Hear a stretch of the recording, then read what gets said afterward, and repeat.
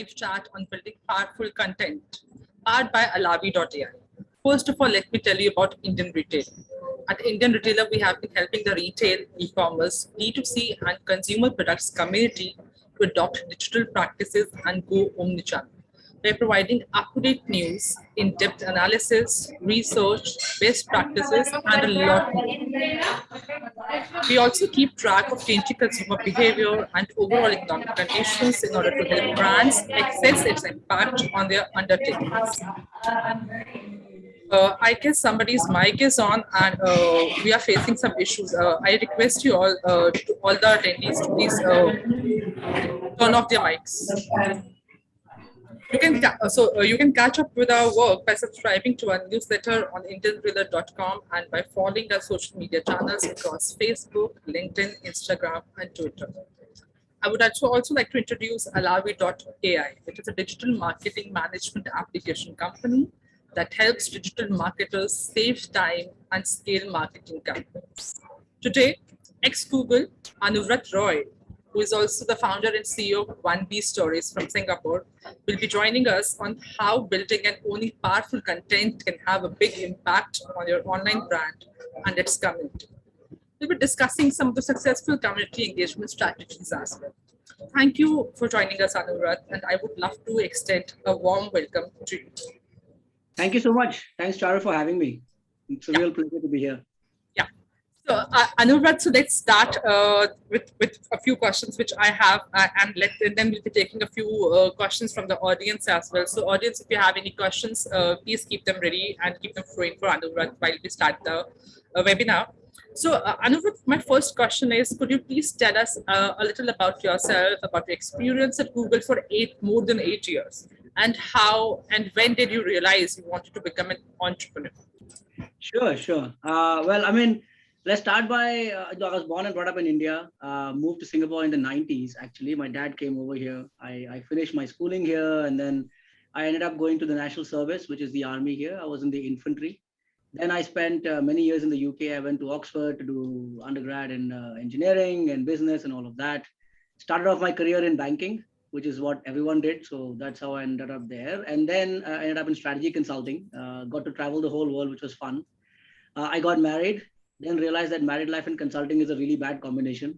And so decided that one of these two better stop. So I decided that consulting will stop. And that's when I moved back to Singapore in about 2012, 2013, and joined Google. I was one of the first 200 employees here for them. Honestly, didn't think they would be hiring anybody except engineers, but it turns out they were like, you have the right background of engineering and business and everything. And what they were looking to do was to launch the YouTube business in APAC.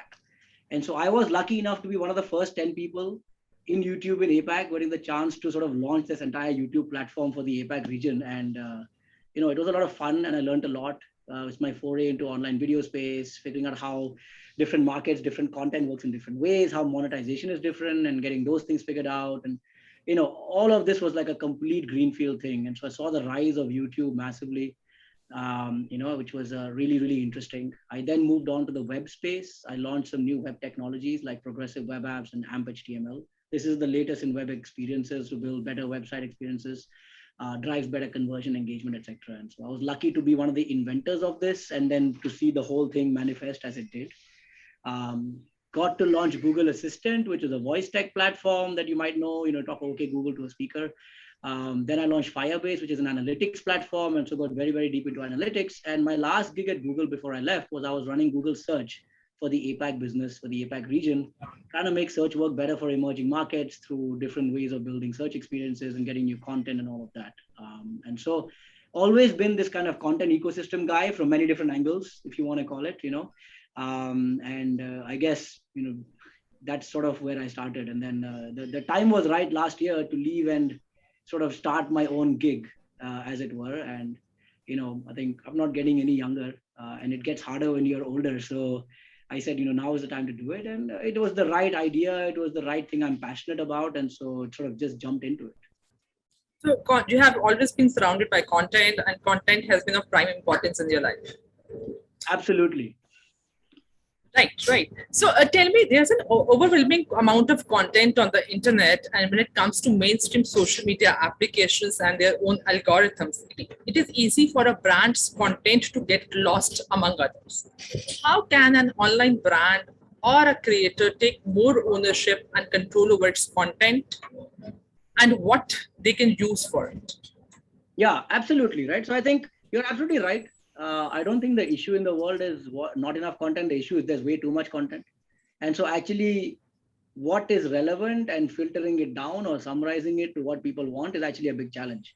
And, to be very honest, like, the world, if you think about it, right, like there was this whole idea of Web3 that now people talk about, which is crypto and everything. But actually, true Web3 is about ownership, decentralized ownership of content and information. And in many ways, what was Web 1 is what Web 3 is. Web 1 was everybody had their own website, and that's kind of how the world worked. The aggregation and the platforms came. And what was really good about the platforms, it made it really easy for people to find content. Now, when you talk about taking ownership and how do you, sort of stay relevant and kind of stand out, it's very true, right? Today, what happens is there's way too much content on all these platforms, including, YouTube or Facebook or TikTok, whichever one you want to talk about.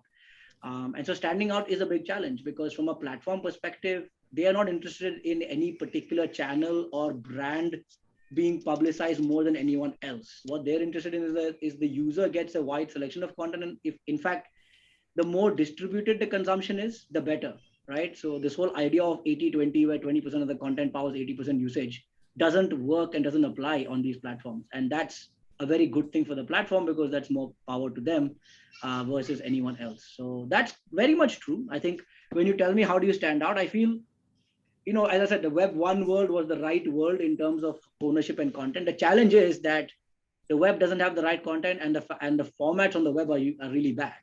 And the social media platforms have the right content and have the right format. And that's why it works for users. So, actually a big part of what we're doing with 1B Stories is how can we democratize the tech and the format that exists in all these social media platforms. And so if everybody could have wonderful, beautiful, interactive visual story type content, just like Instagram has, or a Facebook has, or a TikTok has, but have it on their own, in their own ONOs and use it as a way to distribute across the whole internet, then that gives you a bit, much more control back. And it's like the whole D2C angle. I talk about it as like, would you rather not own your house versus renting it? And that's kind of the parallel that happens. Okay. So tell me one more thing. Is decentralization of content going to be the next big step for marketing and lead generation? I don't think it's a case of this or that. So yes, there's a lot of talk about D2C and decentralization, which is a good thing in my opinion. You see, like what happens with the content ecosystem, like these things swing. So you were in one way, which was Web 1, all websites.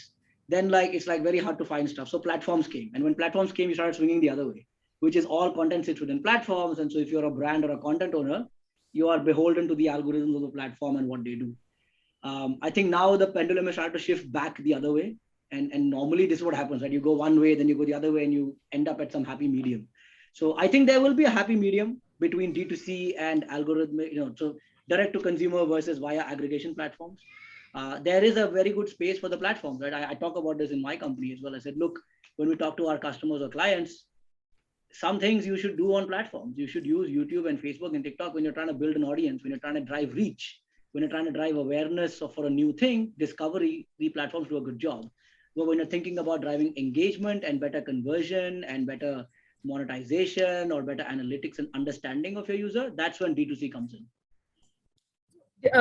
It's a personal question from my side, which what I have observed is that Anuvrat, lots of D2C brands are venturing into social commerce these days, and everybody is trying to vie for that pie.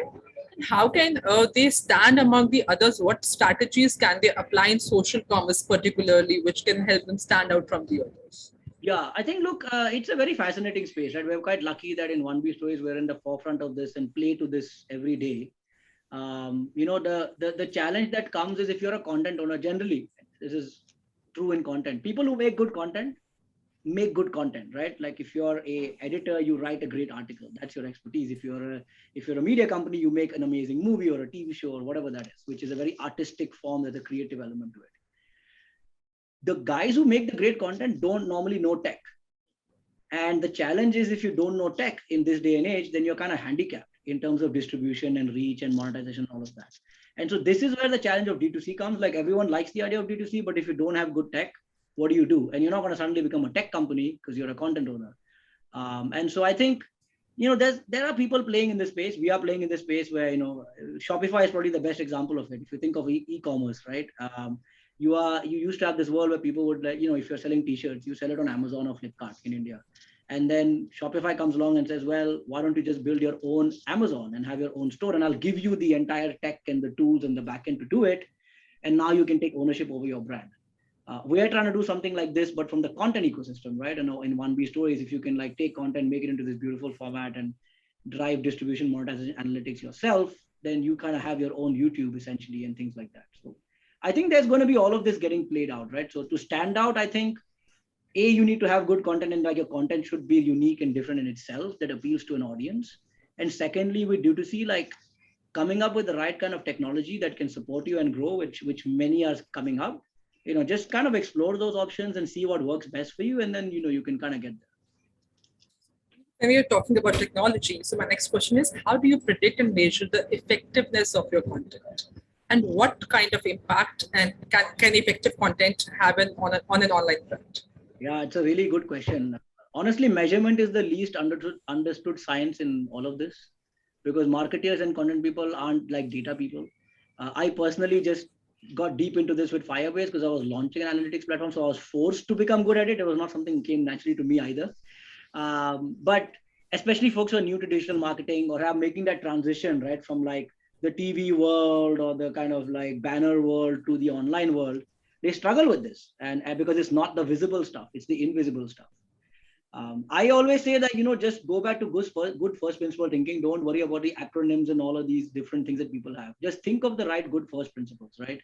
If you're doing online, very simple, right? Doesn't matter what platform, what ad format, views of the ad, clicks on the ad, views of the content, engagement, clicks to take an action to buy or shop or whatever, and then see how that funnel works, right? Just have that very basic funnel in your mind and measure each of those individual steps, and then you'll kind of figure out, right? So many times the issue that comes in this effectiveness is people don't know what's working, what's not working. I'll give you a simple example, right? Let's say you do a Google ad, and then you're landing on an ad landing page. And we have a product for ad landing pages where we make story-based ad landing pages, drives conversion, blah, blah, blah. But the thing that you want to check is okay, how many views of the ad, how many clicks on the ad, how many views of the content, and then how many end up buying. Now, the ratio of ad clicks to ad views itself might be really poor, in which case it doesn't matter how good your content is. No one's clicking on the ad. And so the issue is not the content. The issue is you didn't do the ad properly. Something was wrong in the targeting. Something was wrong in the ad messaging. That's what you need to work on. And you only know that if you measure it. It might be that, no, I'm getting a very good click to view this thing. But then when people come to my content, they don't buy. Then you can say, okay, we need to work on the landing page content itself. What's not good? What can be better? These are the kind of things that people don't always set up properly. And I think getting that set up right is important. Doing lots of A/B testing is very important. And then that's how you kind of get better. Anuvrat, what I have personally observed is that lots of these companies, social media companies, they keep on changing the algorithms time and again. And it does impact the reach of the content, right?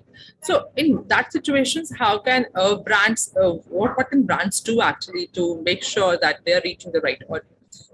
See, I think it's a little bit of chicken and egg. I mean, I can speak for Google search at least, and YouTube a little bit. But, for example, in Google, right, people are doing SEO. SEO is fundamentally trying to do the reverse of what the Google search algorithm is trying to do. Right? I would talk to so many people, publishers, content owners, and they'll be like, oh, you are Google search. How do I become top of Google search? I'm like, I have no idea. That's not something I can help you with. Do the right best practices, make good content, have link backs, do indexing. If your content is good and people like it, it'll go up. But everybody wants to sort of figure out the magic to being at the top. And so what happens is you have people doing SEO, and there's companies who offer SEO services to, in a sense, game the algorithm or optimize or whatever. And then what the Google search guys have to do is hey, wait, people have figured out a way to get on the top. Now we need to change the algorithm so it becomes neutral again. Because the thing with the platform, having worked on 2 platforms, is you always want to ensure you maintain neutrality, which means just because somebody paid more money doesn't mean they are more important. It should always be down to user choice and whose content is better. And I think that's the strength of the platforms. Otherwise, it'll be the same as TV, right? Like whoever's paying, that's the stuff that's always going to show. And then you're like, if you watch like an IPL match, which is the same ad 500 times, and you get bored eventually. Uh, one more question from my personal kitty. What is the role of influencers? How can they help a brand reach more audience? I think influencers play a massive role, to be very honest, because, and it's a very new space, this whole influencer marketing gig. Creators, like, I remember in YouTube when we came up with the idea of being a content creator, being a YouTuber, and people laughed at us saying, who wants to call themselves YouTuber? Like, turns out YouTuber is the number one thing people want to be in the US now when they grow up. But that whole space has grown where creators have taken seriously to this whole idea of creating content on social media and becoming, that's their job. The idea of influencer marketing works both ways really well. For creators, it's a very good monetization mechanism because brands will pay money, and the money that brands pay far supersedes what they can make from organic CPM revenues. And so it's really good for the creators.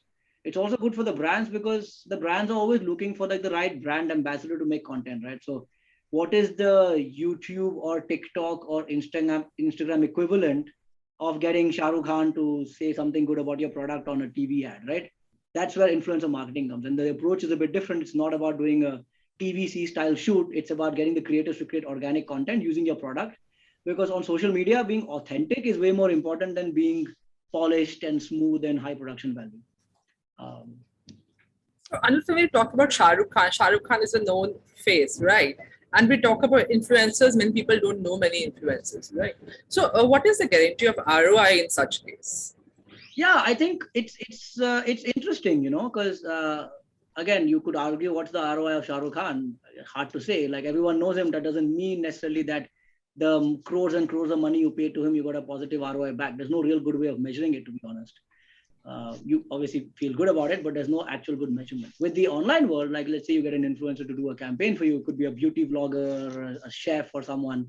They'll make a piece of content, it'll go on their platforms, the views are tracked. You'll have your like kind of buy links inside the content that is tracked. You can attribute how many shopping sort of instances or how many purchases were made that started and originated from that particular video. And so you actually know the ROI very well. This is how much it cost. You paid the creator to make a video. The video drove this many views and then led to this many purchases. And if that has a positive ROI, then this was a good deal for you. You can keep doing it over and over again. Thank you. I mean, we're answering all the questions very brilliantly and in depth. Things are going to help the viewers. I'm very, very sure about it. So my next question is, as a digital marketer or an entrepreneur of an e-commerce brand, how do you reclaim the power and authority as a creator from the platform that currently dominate the social media space?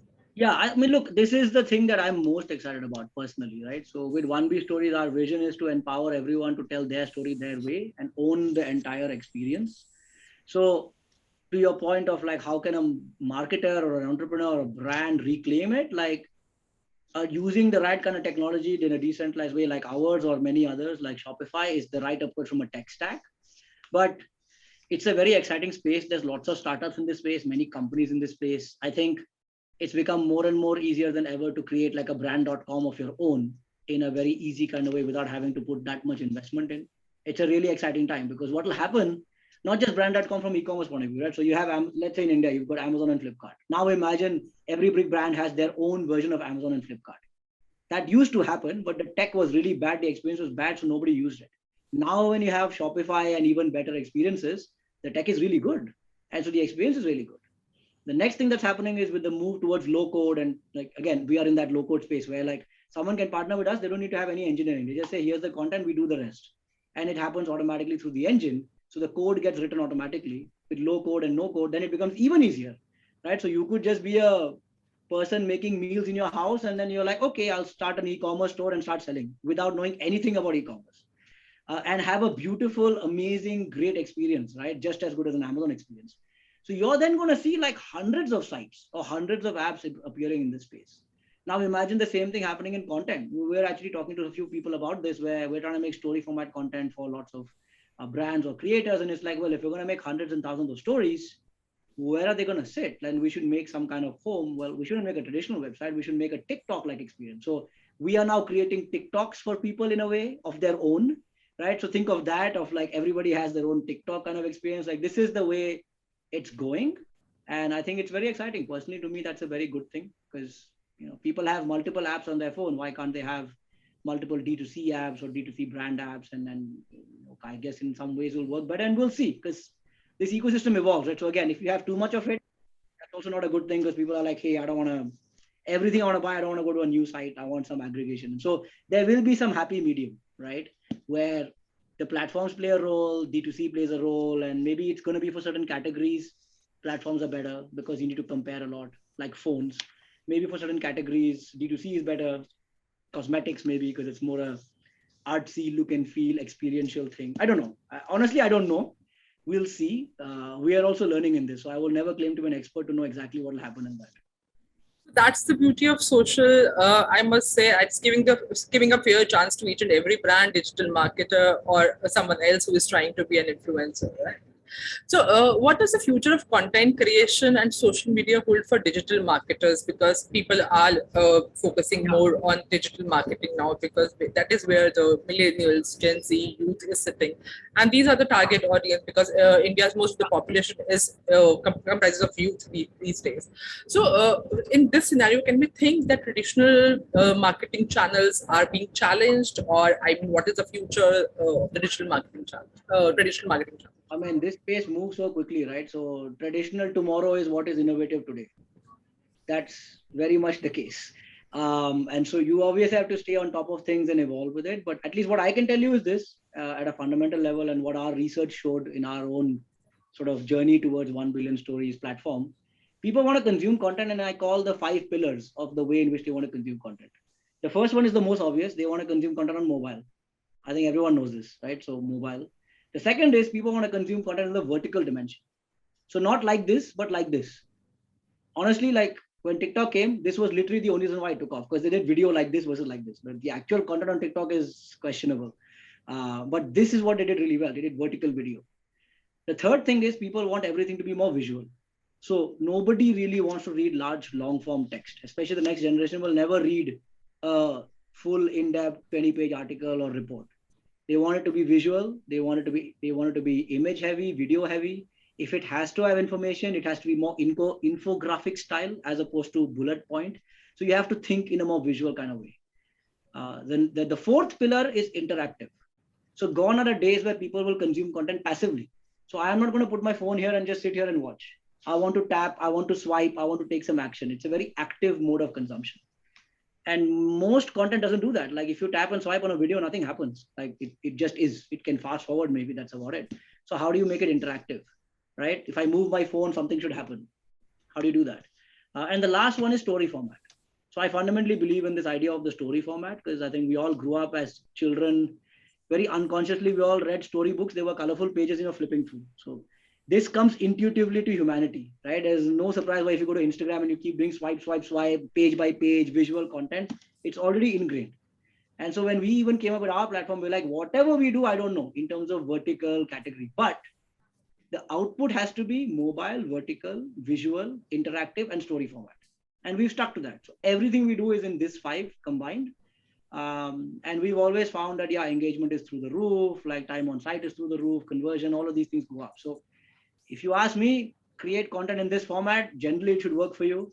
What content exactly and what works, that's dependent on your audience, depends on your brand, all of that. Anuvrat, you have been into the content from a really long time. I'm very sure you have been keeping an eye on the D2C brands, how they are actually producing their content. So if you have to give an example or maybe a few examples from the brands who have actually done good job in this thing. So which are the brands and which are the things you particularly liked about them, or maybe you can give a broad perspective into this thing? Yeah. To be very honest, I don't think I've seen anyone do D2C really well yet, at least from my perspective. I think there's some people who've done a pretty good job of it. I think niche categories do well. So I think in India, I forget the name, honestly, I'm sorry, I forget the name, but there's somebody selling like men's boxers, like just that. And they do like these crazy designs and they're targeting 13 to 21, maybe that's the age group of guys. And they do like their own D2C thing. And it's very like, it's not even really like selling boxes. They're like a comic kind of website, but then it's actually just selling boxes. Like, So I was like, that's pretty cool. And doing that somewhere else would not be possible. And I think that works pretty well. If you think of that experience. We are actually doing something with Jaguar Land Rover. We're doing something where we're doing stories for their cars. And so a car has a story with like 360 exterior, 360 interior, and that has become their website. And what they're doing is that the way to market that is they give it to the dealers. The dealers then, because they're talking to all their clients on WhatsApp, trying to buy a car, they send this on WhatsApp. And the thing works really well inside WhatsApp. So now you're thinking like WhatsApp marketing, one-to-one comms, right? This is a whole new way. So I think D2C will involve a lot of these things as well. It's not just about having your own website. It's about social media was one-to-many comms. How do you do one-to-one comms and how do you do it on chat? Totally new, right? Very much an untapped opportunity. So we'll see some. I think Taj is doing something in this, which is very interesting. They have like a WhatsApp group. I know because I was working with them on something. They have a WhatsApp group to all of their like Taj loyalty customers. And so they send WhatsApp information to those loyalty customers and they get a customized thing for them and saying, hey, as part of your membership, you can sign up for this thing or whatever. I thought that's pretty cool. I don't know many brands doing WhatsApp marketing in that way. And that's very much D2C, right? You're not putting it on social media. You're literally blasting it through chat. People using Telegram pretty effectively as well to create like Telegram lists and having that kind of community thing. Because the other thing that you're happening is these micro communities are spinning up where for every small thing, there's a community and it's a close-knit community on a chat group. Content consumption inside that is actually very interesting.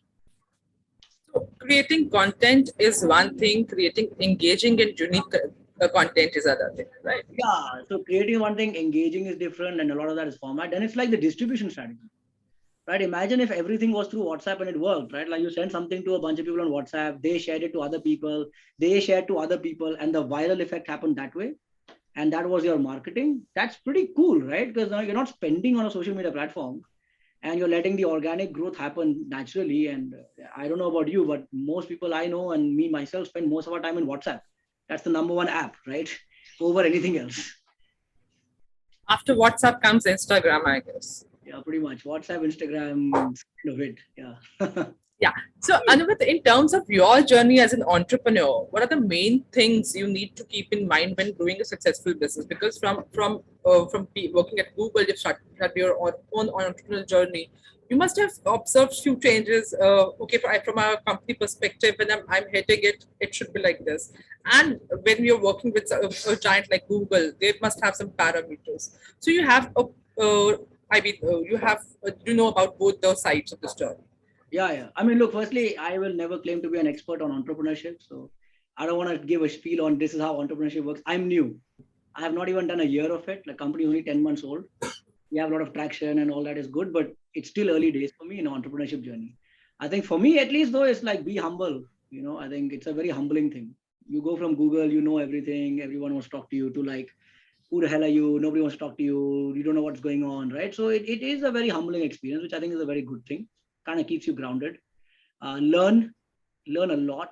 I think my learning has increased tremendously since I started my own company in every aspect, like starting a company, running a team. Like I've run teams, but Google paid them. I didn't pay them. Now I pay them. It's a big responsibility. And building something 0 to 1 is difficult. Where there's nothing and to build something is a very difficult thing. With Google, that was not the case, right? I didn't start Google. It was already there. I launched in different markets, but a product was already there and a whole team was there. I also think like it's totally okay to make mistakes. In big companies, this is something you get penalized for. Making mistakes in a startup, you get rewarded for.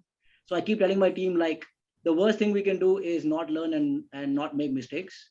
So either we are learning or we're making mistakes. But like if we're doing neither, then that is the worst. Right? So do that. And then I always say that don't think big. Like always think big, but don't think like a big company.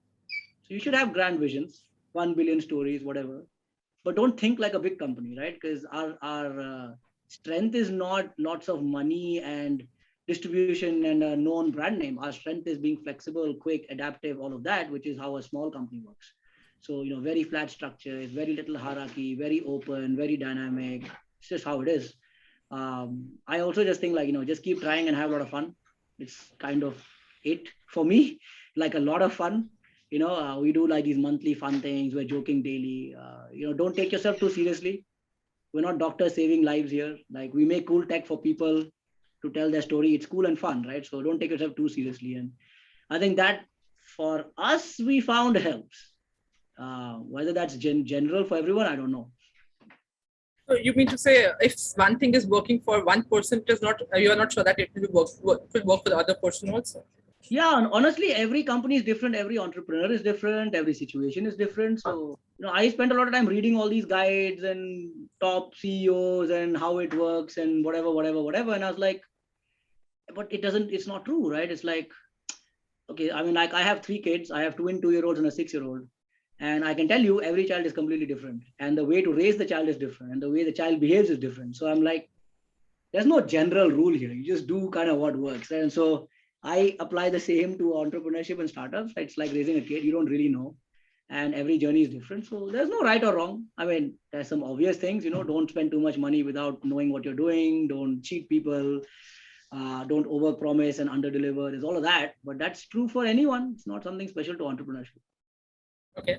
So Anuvrat, last question from my side, and then we'll open the forum for the audience questions. So in your opinion, what are the biggest mistakes that entrepreneurs make when it comes to marketing their brand online?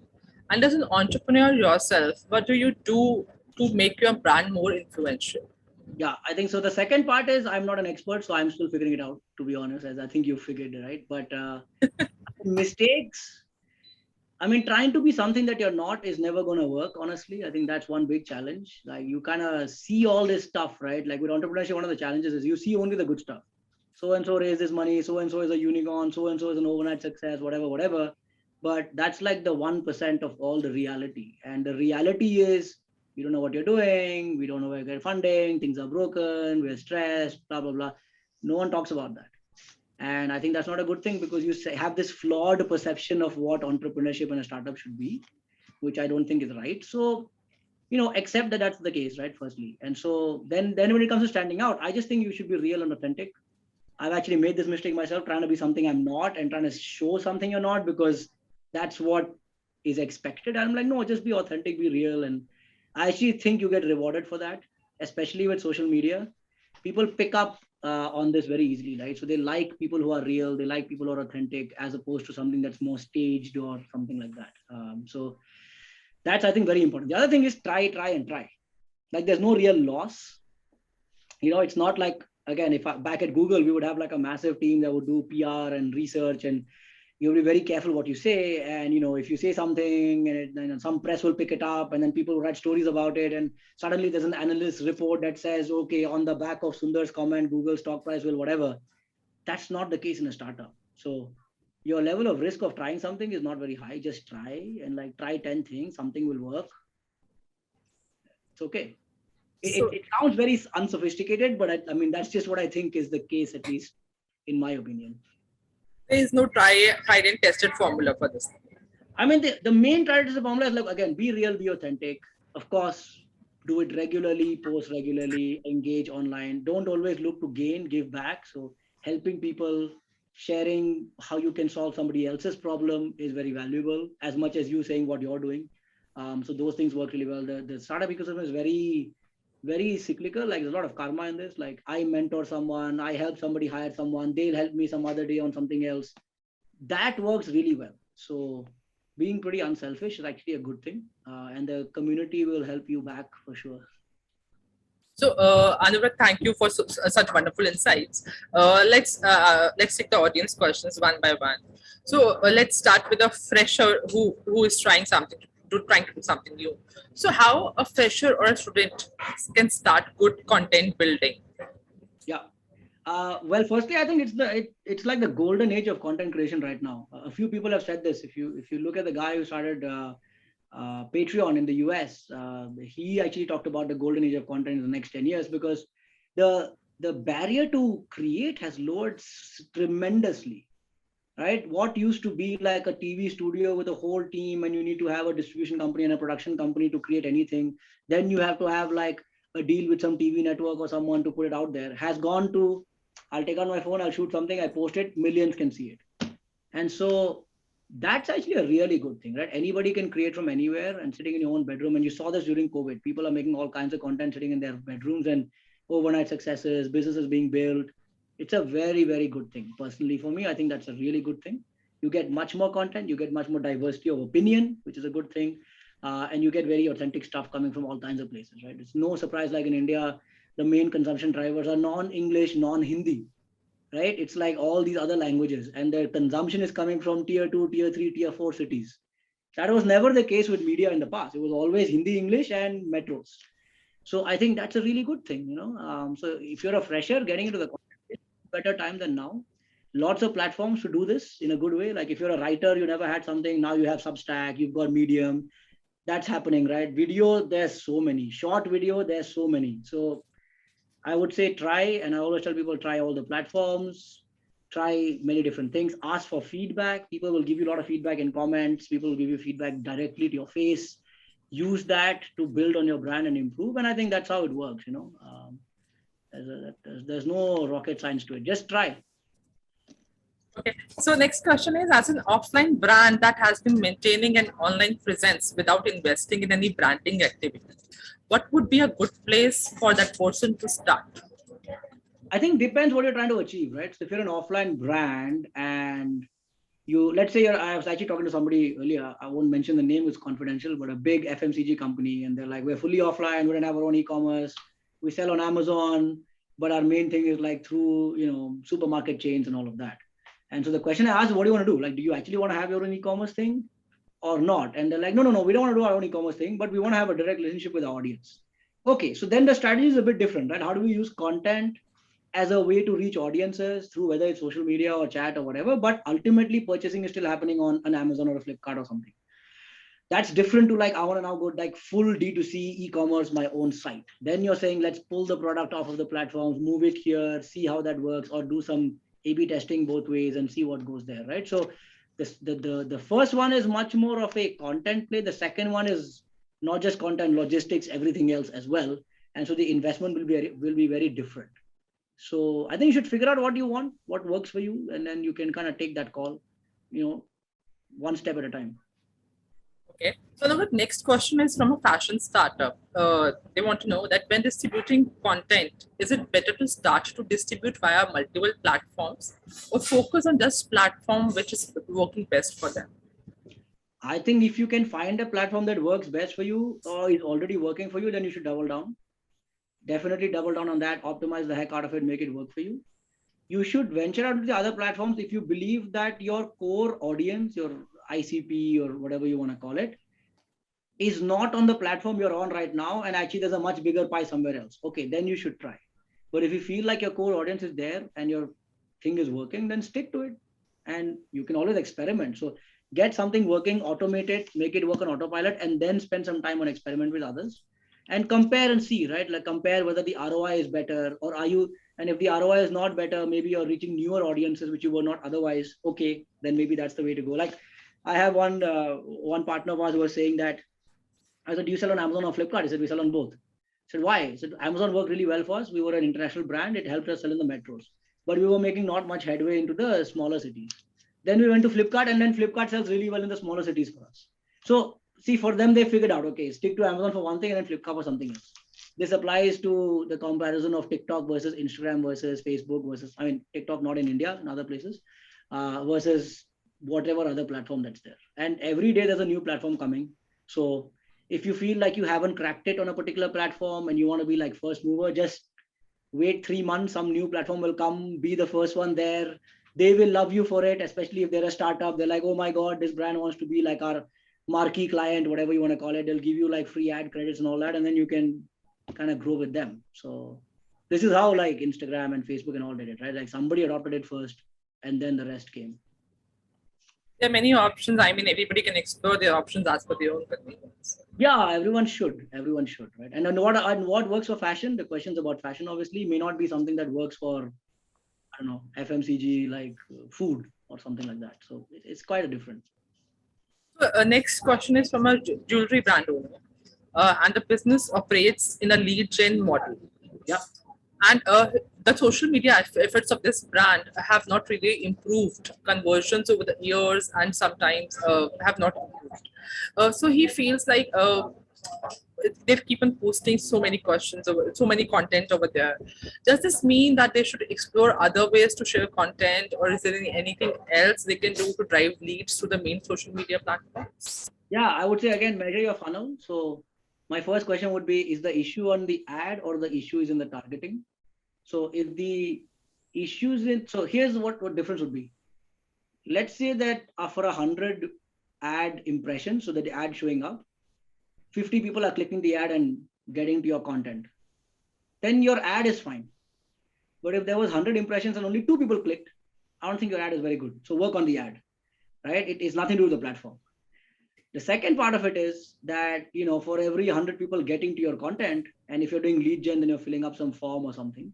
For 100 people coming, if you have only one person filling up a form, then your content is not engaging enough and not telling the message correctly or whatever. But if you are getting like from 120 to 30 people like filling up the form, it's working. The content's working, right? So then you have to work on the content side. The third part is, let's say you're getting 30 leads and only one person buys because you call them up or they come to your store and they book an appointment. Versus if you have 30 leads and like 20 are buying or 15 are buying, then in the first scenario, the leads are not good. So that means the ad is fine, the content is fine. You're getting leads, but your targeting is messed up. You're going to the wrong people. So you have to change your targeting, which means you set up your ad set. You're maybe targeting the wrong demographic, the wrong city, whatever it is. I would say you need to break the problem down into one of these three. And many times the problem lies in one of the three or two of the three. And once you've diagnosed it, you can fix it and you can see the improvements and then it'll start working for you. After all of that, if it's not working, then yeah, it may well be that your audience doesn't use social media. It may well be that your jewelry brand and the products you have, the people who are the best people who would buy this do not use social media at all. Maybe they're only using WhatsApp. Then figure out a WhatsApp marketing campaign thing and do WhatsApp distribution, whatever, right? So that's the way to go. But I wouldn't give up on social until you've diagnosed the three aspects, right? Is it a content issue? Is it an ad issue? Is it a targeting issue? It's normally one of the three. So next question is from a garment web store owner. So he's asking, should I write points of the garment fabric or write about the fabric history or importance when displaying the products on social? I think depends. It always depends. So let me take the example of not maybe gamma, let's say carpets. Okay, let's say you are selling high-end carpets, right? A carpet costs some $5,000. Why? Because it's from some 15th century somewhere and the yarn is special and the ink is special and it's not there anymore. Now, when you put a photo of this carpet, nobody knows. Nobody will understand this is worth $5,000. Why should I buy? But if someone explains this to you in front of you, then you'll get the value, like a painting as well, right? Similarly. So in that case, you want to explain the product and the history and the journey so that people understand the real value of this. But if you are a brand who's selling fast moving goods and you're going low price point, whatever, then it's like, okay, I'm selling something low price point, but I don't want people to think it's cheap. Then you invest in like high quality imagery, some 360, whatever, so that people feel it's like got that high quality premium feel, but very value for money kind of offering. You don't have to talk about the brand too much. Okay. So here's a question from someone who is working with an organization which has been doing really good, and now they're focusing on content distribution. So they want to know from you on content distribution, what is your opinion on content distribution? Which are the channels that they should choose for? I guess we have already answered this thing. Yeah, it really depends, right? So like for some cases, things like TikTok or the equivalents are very good because short, snacky content makes sense. For some cases, no, YouTube is better because doing something 5-10 minutes long is actually the right thing. For some cases, it may be none of these. It may be like a news publisher is the right thing where your content fits best. So you have to find that actually what is the kind of platform that makes the most sense for you. Or you might be want to do your own, right? Do your own O&O, you can do that and then see how that goes. All of these are valid opportunities. I don't think there's a blanket answer to this. So the next person wants to know, in your opinion, what do you think that what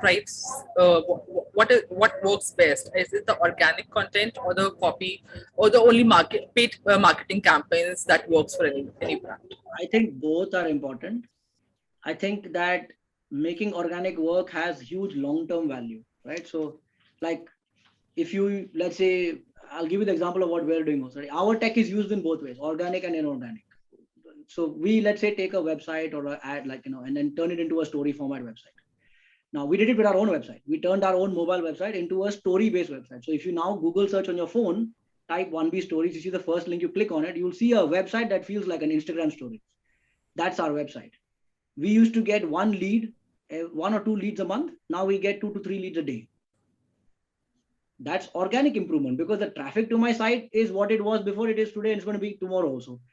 With that investment, I've done a step change in terms of what happens organically, and that's going to help me throughout the journey of our company. At the same time, we've also done a partnership where we'll say, okay, you have an ad landing page, you have Google ads, you figure out Google ad campaign targeting. But the issue is that people come to my landing page and then like the conversion from there to people reaching out is very low. Like 2 out of 100 convert. So we said, okay, that landing page, let's turn it into a story format. We did that. And so now when you go to a Google thing, search, click on the ad, it loads this interactive story thing that we have. And they now get 8 out of 100 reaching out. So they have a 4x increase in conversion. This is inorganic, right? Because you basically boosted conversion from an advertising perspective. So I think you got to take your own call, right? Like, how are you driving traffic? The traffic coming organically, people find it through whichever means, or like a link in bio or post on social or website, in which case work to make the organic platform and property better. That will work better for you, engagement better, conversion better. Or whether you're focused on, what distribution will come from driving ads. I will use ads to get people to come to my content. Then work on how do you make that better. Both are true, right? So like I always feel you have good organic means you get a good baseline, and inorganic or marketing spend is how you like can go up, like push further as you need to in different ways. Okay. So next person is in the logistic industry, and they want to know how they can use digital marketing for their benefit. Yeah, I mean, honestly, any industry you can use it to your benefit, depends on what you're looking for, right? So you're a logistics company, you probably have an ideal customer somewhere who wants to ship their product using your, I don't know, your fleet of cars or your warehousing solution, whatever that is. Then find out who that is, right? Maybe it's the guy who makes shoes and your company is very good at shipping shoes all over. Or it's the person who makes perishable goods and you're very good at moving frozen good, right? So then find out like how do you find that audience and those people. It's probably B2B marketing in your case. B2B marketing works well on places like LinkedIn because that's more a serious platform as opposed to maybe Instagram.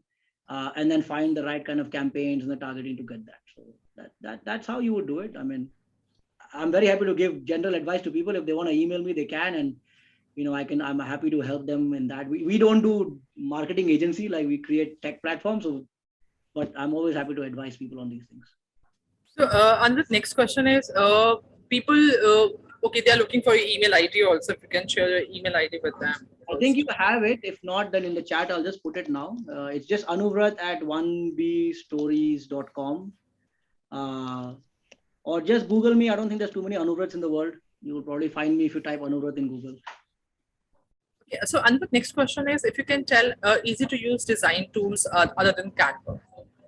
Yeah, I was about to say Canva, but Canva is one of the best design-wise. We're trying to build something. I'd love to say ours, but we're not ready yet. Give me like another 3 months.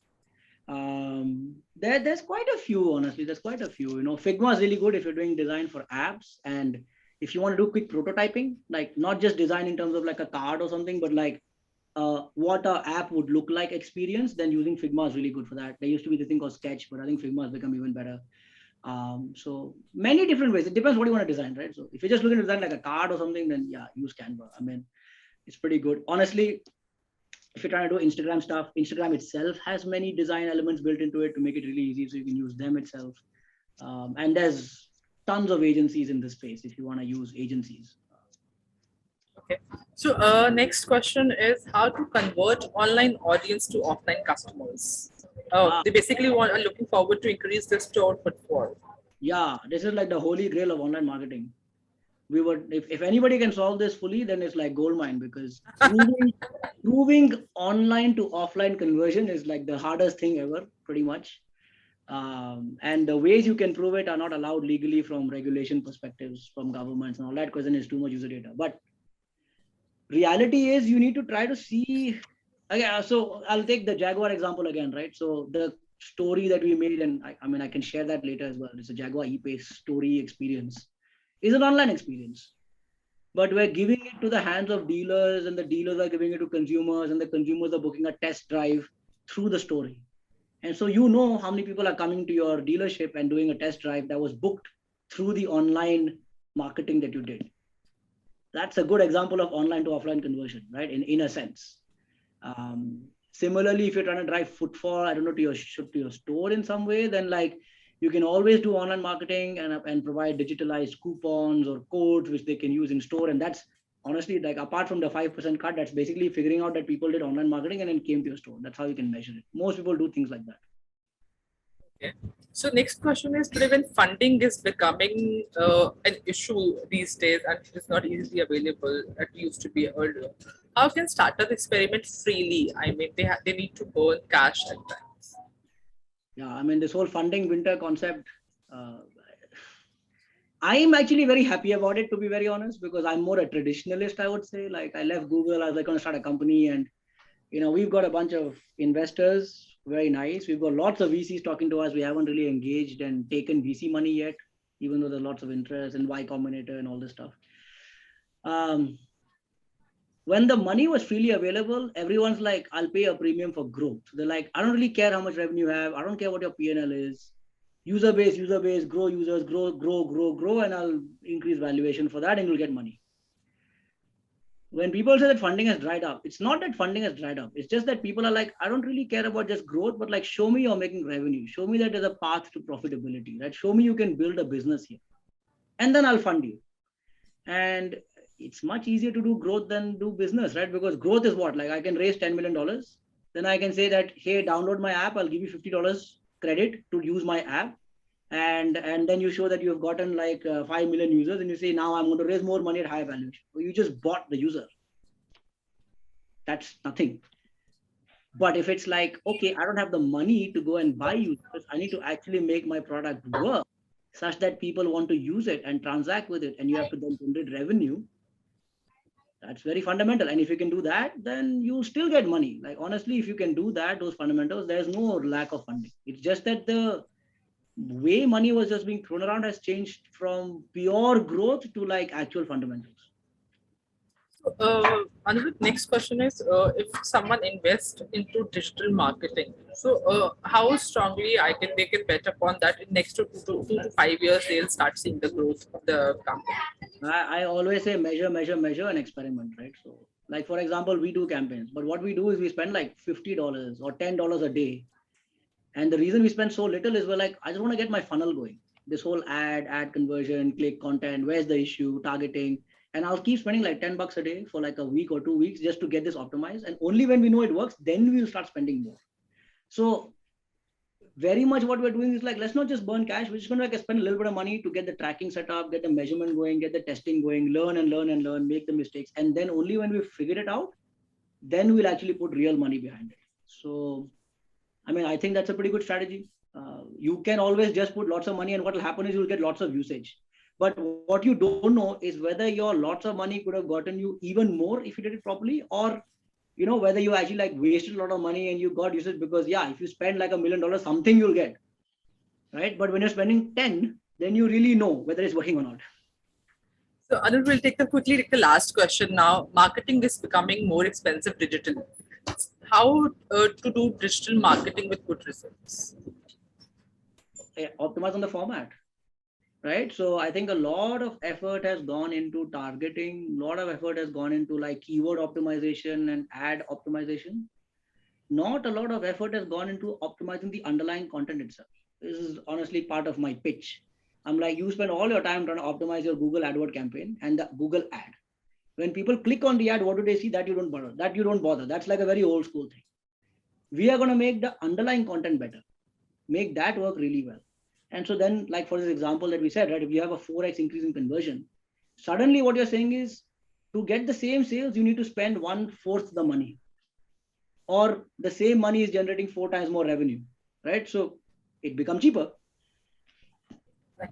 So thank you, Anuvrat. I mean, you have wonderfully answered all the questions that we had from audience. And if the audience, you have any other questions, you can share with Anuvrat. I mean, he has mentioned his email ID currently. It was a pleasure speaking to you, Anuvrat.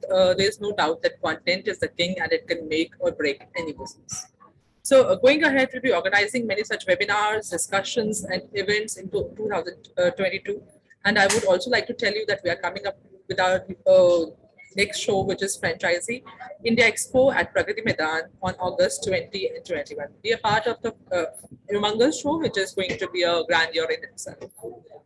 Thank you, guys. Great. Thank you so much. Thanks for having me. See you.